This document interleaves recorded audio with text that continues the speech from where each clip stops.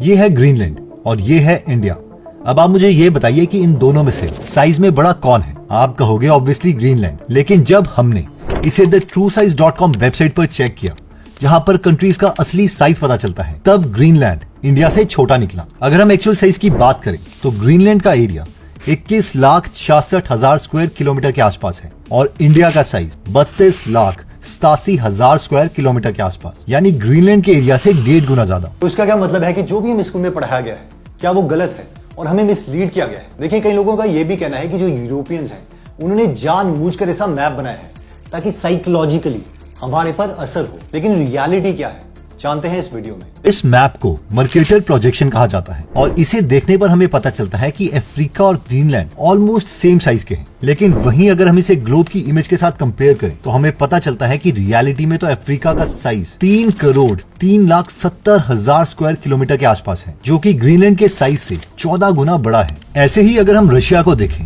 तो ये मैप पर देखने से ऐसा लगता है जैसे पता नहीं कितना ही बड़ा हो, लेकिन यहीं अगर हम इसे मूव करते हैं और अफ्रीका से कंपेयर करते हैं तो हमें पता चलता है कि असल में रशिया का साइज 1,71,00,000 स्क्वायर किलोमीटर है और ये साइज अफ्रीका से 1.8 टाइम्स कम है। और तो और जापान का साइज जो हमें बहुत ही छोटू सा लगता है, अगर हम इसे नॉर्वे से कंपेयर करें तो कुछ इस तरीके का कंपैरिजन निकल कर आता है। जापान का साइज 3,77,973 स्क्वायर किलोमीटर है, जो कि नॉर्वे से 1.2 टाइम्स ज्यादा है। इतना ही नहीं, अगर हम अफ्रीका की बात करें तो मैप पर देखने से हमें पता चलता है कि साउथ अमेरिका और अफ्रीका का साइज ऑलमोस्ट सेम है, लेकिन रियलिटी में साउथ अमेरिका का साइज 1,78,40,000 है, जो कि अफ्रीका से 1.7 टाइम्स कम है। ये हम इस इमेज में साफ देख सकते हैं। अफ्रीका कॉन्टिनेंट तो इतना बड़ा है कि इसमें यूएसए, चाइना जैसी बड़ी कंट्रीज और ग्रीनलैंड भी आराम से आ सकती है और फिर भी इसमें काफी जगह खाली रह जाएगी। अब आप ये जरा इमेज देखिए, जिन कंट्रीज को हम बड़ा मानते हैं रियलिटी में उनका ये साइज है। लेकिन अब सवाल ये आता है कि आखिर ऐसा हो क्यों रहा है। ये जानने से पहले हम मर्केटर प्रोजेक्शन के बारे में जानते हैं। देखिए, रियलिटी में हम मैप तब से बना रहे हैं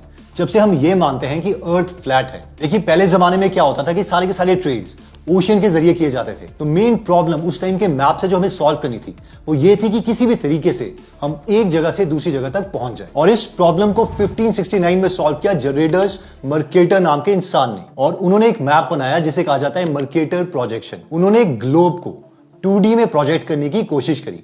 अब इससे हुआ क्या कि जो लैटिट्यूड और लॉन्गिट्यूड है वो एग्जैक्टली 90 डिग्री पर इंटरसेक्ट करते थे, जिसका मतलब है कि इस मैप को यूज करके हम एक जगह से दूसरी जगह तक आसानी से जा सकते हैं। और ये सेलर्स के लिए तो बहुत हेल्पफुल रहा, क्योंकि वो एक जगह से दूसरी जगह जाने के लिए दोनों जगह के बीच में एक लाइन ड्रॉ कर सकते थे और फिर कंपास की मदद से आसानी से अपने डेस्टिनेशन पर पहुंच सकते थे। लेकिन अब क्योंकि यहाँ पर जो ग्लोब है उसे फ्लैट सरफेस पे रिप्रेजेंट किया जा रहा है, इसलिए वर्ल्ड मैप परफेक्टली यहाँ पर रिप्रेजेंट नहीं हो सकता। अब क्योंकि ग्लोब फुटबॉल जैसा दिखता है तो हम फुटबॉल पर एक एक्सपेरिमेंट करके समझ सकते हैं। अगर हम इस फुटबॉल को काट कर फ्लैट कर दें तो ये हमें कुछ इस तरीके से दिखाई देगा। अब मैप बनाने के लिए हमें इसे रेक्टेंगल पेज पर प्रोजेक्ट करना है और फिर हमें मैप ऐसा दिखेगा। अब आप इसे ध्यान से देखिए, फुटबॉल काटने पर हमें ब्लैक पेंटागन्स और व्हाइट हेक्सागन्स की शेप और साइज सेम देखने को मिलता है। अब वहीं पर जब हमने इसे रेक्टेंगल मैप पर प्रोजेक्ट किया तो इन दोनों का साइज, पेंटागन और हेक्सागन का, वो दोनों का दोनों चेंज हो गया। यहाँ पर हम साफ देख सकते हैं कि कैसे ऊपर और नीचे ब्लैक हेक्सागन का साइज एकदम फैल चुका है और वहीं पर मिडिल में इन्हीं का साइज थोड़ा छोटा दिख रहा है। एग्जैक्टली ऐसा ही हुआ था जब मर्केटर मैप को एक फ्लैट पेपर के ऊपर प्रोजेक्ट किया गया था। अगर हम एक ग्लोब पर इक्वल साइज के डॉट्स बना दें और फिर उसे मर्केटर मैप पर प्रोजेक्ट करें तो हमें यहाँ डॉट्स का अनइक्वल डिस्ट्रीब्यूशन देखने को मिलेगा। हम देख सकते हैं कि कैसे मिडिल डॉट्स का साइज छोटा हो गया और ऊपर और नीचे के डॉट्स का साइज बड़ा हो गया। देखिए, इसका एक सिंपल प्रिंसिपल है। मान लीजिए कि हम एक हाथ में पेंसिल पकड़े और दूसरे हाथ में एक टॉर्च, और टॉर्च की लाइट हम पेंसिल पर फेंकते हैं तो हमें एक पर्टिकुलर शेप और साइज में पेंसिल की परछाई दिखाई देगी। और जैसे जैसे हम पेंसिल पर दूसरे एंगल से लाइट मारते हैं, अब हमें अलग शेप और साइज की पेंसिल की परछाई दिखाई देगी। यानी किसी भी ऑब्जेक्ट पर अलग अलग एंगल से लाइट फेंकने पर हमें अलग अलग परछाई दिखाई देती है। और इसलिए जिस एंगल से ग्लोब को प्रोजेक्ट किया गया था उसकी वजह से डिस्टेंस तो एक्यूरेट आ गया, लेकिन कंट्रीज के शेप और साइज बदल गए। अब क्योंकि रियलिटी में मर्केटर मैप का पर्पस मरीन नेविगेशन प्रोवाइड करना था, कंट्रीज ने साइज के बारे में सोचा ही नहीं। देखिए, हम यूक्रेन का एग्जाम्पल लेते हैं। जैसे ही हम यूक्रेन को नॉर्थ की तरफ ले जाते रहेंगे, इसका साइज इंक्रीज होता रहेगा, इवन शेप भी चेंज होती रहेगी। ये इसीलिए है क्योंकि मर्केटर मैप डिजाइन ही ऐसे किया गया है कि जैसे ही कोई कंट्री नॉर्थ पोल या साउथ पोल की तरफ होगी उसका साइज बड़ा दिखेगा, और उसकी शेप थोड़ी डिफरेंट। वहीं पर जो कंट्रीज इक्वेटर के पास है, उन कंट्रीज का साइज उनके एक्चुअल साइज से छोटा दिखता है, जैसे कि हमने इंडिया और अफ्रीका के केस में देखा। अब क्योंकि इंडिया इक्वेटर से 933 किलोमीटर दूर है, इसलिए वो छोटा दिखता है। वहीं अगर हम चाइना की बात करें तो चाइना इक्वेटर से 3891.83 किलोमीटर दूर है, और इसलिए ये भी रीजन है कि चाइना अपने एक्चुअल साइज से बड़ा दिखाई देता है। अब हम में से कई लोग सोच रहे होंगे कि फिर गूगल मैप्स का क्या? रियलिटी ये है कि गूगल मैप्स भी मर्केटर मैप्स ही यूज करता है। ऐसा इसलिए है क्योंकि मर्केटर मैप सिटीज के शेप और एंगल्स के जूम इन वर्जन को एक्यूरेट दिखाते हैं। अगर गूगल मैप्स ने हमें 90 डिग्री पर एक लेफ्ट टर्न रेकमेंड किया है, तो रियलिटी में भी वहां पर 90 डिग्री पर रोड एग्जिस्ट करता होगा, जिस पर हम टर्न लेके अपने डेस्टिनेशन तक पहुंच सकते हैं। अब पूरी दुनिया में कितने टोटल टाइप के मैप एग्जिस्ट करते हैं ये बताना मुश्किल है, क्योंकि पुराने मैप्स अपडेट होते रहते हैं और नए मैप्स बनते रहते हैं, और इसलिए लोग पर्टिकुलर पर्पस के लिए अलग अलग मैप्स यूज करते हैं। जैसे कि अगर हमें वर्ल्ड मैप पर सिर्फ कंट्रीज के साइज पर फोकस करना है, तो हम गॉल पीटर्स प्रोजेक्शन यूज कर सकते हैं। अब अगर हम इस मैप को ध्यान से देखते हैं तो ये यूएस, ब्रिटेन, यूरोप, ग्रीनलैंड का साइज कट कर देता है। लेकिन अगर हम अफ्रीका, साउथ अमेरिका और इंग्लैंड को देखें तो इनका साइज नैरो हो चुका है, पर फिर भी हमें इनका साइज बड़ा दिख रहा है। Gall Peters projection British school में यूज किया जाता है और यूनेस्को भी इसे प्रमोट करता है। लेकिन भले ही अगर इनकी प्रोजेक्शन ठीक भी हो, पर ये भी परफेक्ट नहीं है। फुली एक्यूरेट मैप जैसी चीज एग्जिस्ट कर ही नहीं सकती, क्योंकि जब भी हम एक कर्व्ड सरफेस को प्लेन सरफेस पर प्रोजेक्ट करेंगे तो उसमें कोई ना कोई डिस्टॉर्शन तो आएगी ही, और इसीलिए हर मैप कहीं ना कहीं इनएक्यूरेट होगा। देखिए, कार्टोग्राफर्स वो लोग होते हैं जो मैप बनाते हैं। जो जिया हैदर रहमान है, वो अपनी बुक में ट्रांसलेटर्स को कार्टोग्राफर्स के साथ कंपेयर करते हैं। वो कहते हैं कि जैसे एक पोएम को ट्रांसलेट करते वक्त कोई भी ट्रांसलेटर कंप्लीटली पोएम को ट्रांसलेट नहीं कर सकता, कुछ ना कुछ उसमें छूट ही जाता है, वैसे ही कार्टोग्राफर्स भी सारी चीजें एक मैप में मेंशन नहीं कर सकते। कोई ना कोई इंपॉर्टेंट चीज उसमें भी छूट ही जाएगी। लेकिन नेविगेशन के लिए यूज किया हुआ मर्केटर प्रोजेक्शन की पॉपुलैरिटी की वजह से जो मैप्स ड्रॉ किए गए हैं,